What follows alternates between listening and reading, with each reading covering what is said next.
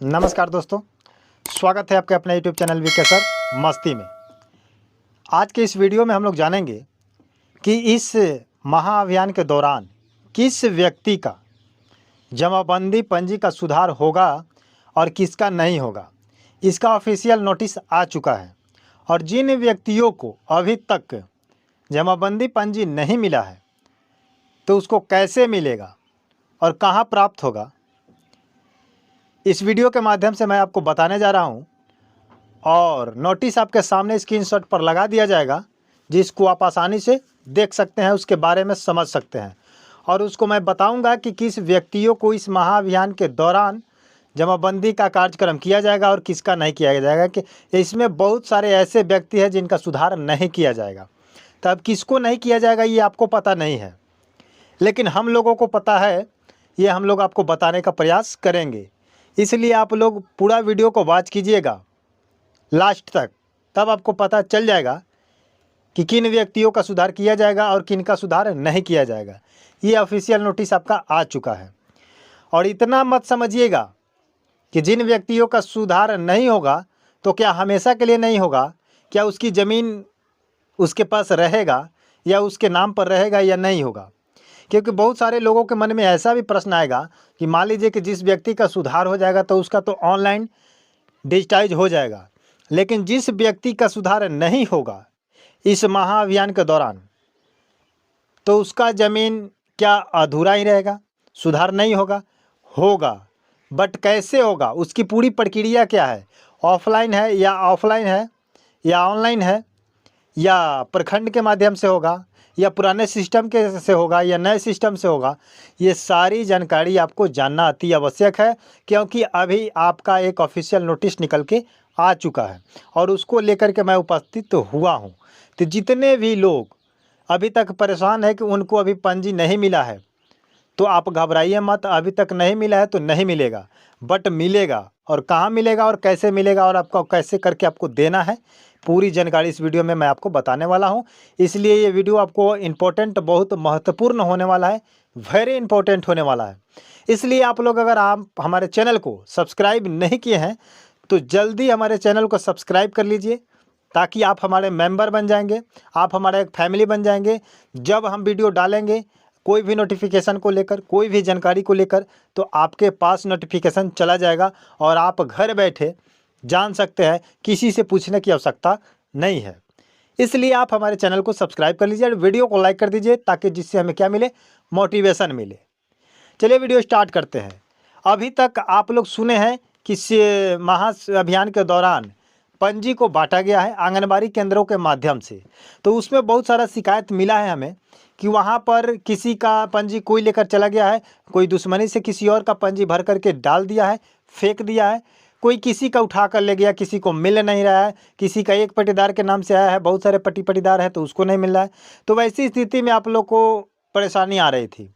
लेकिन एक नए नोटिफिकेशन आप देख रहे हैं कि इसके माध्यम से बताया गया है कि कुछ व्यक्तियों का सुधार होगा और कुछ व्यक्तियों का सुधार नहीं होगा। तो इसमें क्या नियम को लागू किया गया है, जिससे आपको पता चल जाए कि किसका होगा और किसका नहीं होगा। तो सबसे पहले मैं बात करता हूं इसी को लेकर कि किसका सुधार होगा और किसका सुधार नहीं होगा, और जिसका नहीं होगा वो कैसे कराएगा। ध्यान से सुनिएगा लास्ट तक, स्किप मत कीजिएगा, स्किप कीजिएगा गड़बड़ हो जाएगा। कहने का मतलब है कि एक आपका यहाँ पर नोटिस लगा हुआ है, इस नोटिस में लिखा गया है कि जिन व्यक्तियों का 2017-18 के बाद दाखिल खारिज कराए होंगे या किसी ज़मीन को रजिस्ट्री कराए होंगे, तो उस व्यक्ति का जमाबंदी पंजी इस अभियान में नहीं आया है, उसको नहीं मिलेगा। समझ रहे बात को? जो 17-18 के बाद जिस ज़मीन का रजिस्ट्री करवाएं या दाखिल खारिज करवाए हैं, तो उन व्यक्तियों का जमाबंदी पंजी इस अभियान में नहीं आया है।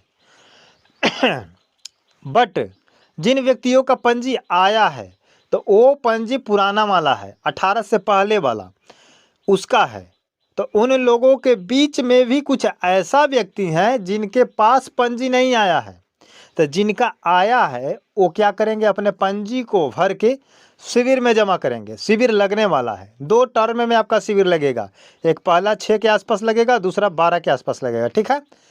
तो जिन व्यक्तियों का पंजी अभी तक प्राप्त नहीं हुआ है, नहीं मिला है, वो व्यक्ति क्या करे कि जब शिविर आपका प्रथम वाला शिविर लगने जा रहा है, कैंप लगने जा रहा है आपके पंचायत में, आपके मौजा में, वहाँ पर जाकर के आप उस शिविर में आप अपना पंजी को ले सकते हैं। ठीक है। उसके बाद आप क्या कीजिएगा कि उस पंजी में जो आपको सुधार करना है, सुधार करके भर के, और दूसरे शिविर का टर्म जो लगेगा 12 के आसपास, उसमें आपको क्या करना है, जमा कर देना है। समझ रहे बात को। लेकिन जिन व्यक्तियों का 18-17 के बाद दाखिल खारिज हुआ है या रजिस्ट्री कराए हुए हैं और उनमें अधूरा हो चुका है, तो उनका पंजी नहीं आया है, तो उनका क्या नहीं होगा, उनका ज़मीन हाथ से निकल जाएगा? नहीं, ऐसा कुछ नहीं होगा, उनका ज़मीन रहेगा। लेकिन उनका सिस्टम कुछ ऐसा है, कहाँ है, आपको फिर पुराना वाला सिस्टम अपनाना पड़ेगा और अंचल कार्यालय जाना पड़ेगा और ऑफलाइन के माध्यम से ही आपका सुधार किया जाएगा। तो मैं आप लोगों से पूछना चाहता हूं कि कुछ सालों का पंजी ऑनलाइन किया जाएगा, कुछ सालों का पंजी ऑफलाइन किया जाएगा।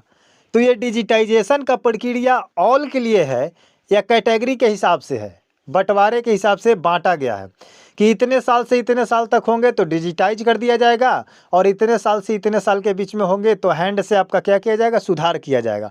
क्या पता है कि हैंड से सुधार किया जाएगा या नहीं किया जाएगा, और करने के बाद अगर हो सकता है कि अगर सुधार कर रहे हैं तो हैंड के हिसाब से हो सकता है कि रिश्वतखोरी चालू हो जाएगा। पैसा आप लीजिएगा उस व्यक्ति से जो 17-18 के बाद से जिस व्यक्ति ने ज़मीन खरीदा या उसका दाखिल खारिज कराया, मोटेशन कराया, तो उसमें अगर कोई प्रॉब्लम आती है तो वो अगर कराने ऑफिस में जाएगा तो टेबल पर चक्कर काटेगा और फिर पैसा का मांग किया जाएगा, उगाही किया जाएगा। तो कहीं न कहीं बिहार सरकार राजस्व विभाग जो है तो क्यों ऐसा काम करा रही है?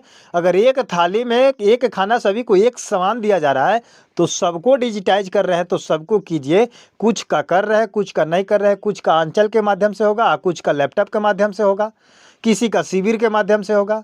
पुराने वाला आ रहा है, पुराने वाला में भी बहुत सारा है कि नहीं आ रहा है, तो उसके पास कितना समय बच जाएगा? जो इसका पंजी अभी नहीं मिला है और वो शिविर के माध्यम से उठाएगा तो उसके पास समय कितना रह जाएगा कि आपके पास वो फिर से दोबारा तुरंत कागजात को इकट्ठा करेगा, पेपर तैयार करेगा, फिर भरेगा। उसके पट्टी पट्टीदार होंगे, सभी कोई बाहर होंगे, कोई अलग कहीं दूसरे जगह पर होंगे, सब कोई आएंगे और उसको कंप्लीट करके आपके सेकंड वाला शिविर में डालेंगे। तो कहीं ना कहीं आप क्या करवा रहे हैं, महाअभियान नहीं चला रहे हैं, महाबकलोल अभियान चला रहे हैं, महाबेवकूफ़ अभियान चलवा रहे हैं जनता को परेशान करने के लिए। अब इस अपडेट के माध्यम से आप लोग समझ रहे हैं कि नहीं कि 18-17 के बाद से जितना भी काम हुआ है वो आपका आंचल में होगा। तब आंचल में होगा तो जाइए सीओ के टेबल पर जाइए और सीओ वहाँ से क्लेम करके फिर कहेगा कि ये चीज़ नहीं है, ये चीज़ नहीं है, इसमें प्रॉब्लम है, यहाँ पैसा दीजिए, वहाँ पैसा दीजिए, फिर आपसे पैसा उगाही का काम चालू किया जाएगा। तो ये महाअभियान नहीं चालू है, महारिश्वतखोरी अभियान चालू कर दिया गया। समझ रहे हैं कि नहीं? महालूट अभियान, समझिए कि लूट अभियान, यहाँ पर पैसा लूटा जाएगा। अभी भी कहीं कहीं शिविर में, कैंप में देखिएगा कि पैसा मांगा जा रहा है। बहुत जगह से कमेंट आता है कि सर पैसा मांगा जा रहा है कैंप में भी, कागजात जमा करने के लिए। अब बताइए कि सरकार कहती है कि जाकर के शिविर में आपको जमा कर देना है, कर्मचारी जो भी सर्वेक्षण विभाग के व्यक्ति हैं वो करेंगे, और वहाँ पर जाने के बाद क्या हो रहा है कि पैसा मांगा जा रहा है कि आपके कागजात में ये नहीं है तो आपके कागजात में वो नहीं है। ऐसे ऐसे घुमा करके पैसा का क्या किया जा रहा है, वसूली किया जा रहा है। समझ रहे हैं? तो 17 के बाद जितना भी व्यक्ति है उनका होगा, अंचल के माध्यम से होगा। और जितने लोगों का पंजी अभी तक नहीं आया है, शिविर का फर्स्ट टर्म 6 के आसपास, 6 तारीख के आसपास, 6 सितंबर के आसपास आपका मिल सकता है।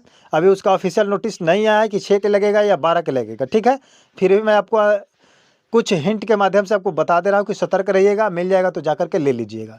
आप लोग क्या कहना चाहते हैं दो टाइप के काम में, कि एक टाइप आपका 17 से पहले का जितना है उसको तुरंत शिविर के माध्यम से डिजिटाइज किया जाएगा, कंप्यूटराइज किया जाएगा, और 17 के बाद से है उसको हाथ से हैंड पेन चला करके किया जाएगा, या बाद में उसको भी डिजिटाइज किया जाएगा या नहीं किया जाएगा, इसका अपडेट नहीं आया है।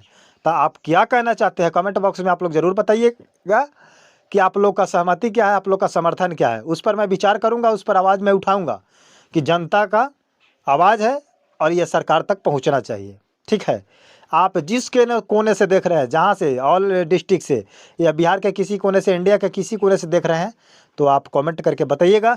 मिलते हैं नए वीडियो के साथ, नए अपडेट के साथ। तब तक के लिए जय हिंद, जय भारत। लेकिन अभी भी चैनल को सब्सक्राइब नहीं किए हैं तो याद दिला दे रहे हैं कि चैनल को सब्सक्राइब कर लीजिए और प्रत्येक दिन लेटेस्ट खबर आप जानिए मेरे माध्यम से। ठीक है, धन्यवाद।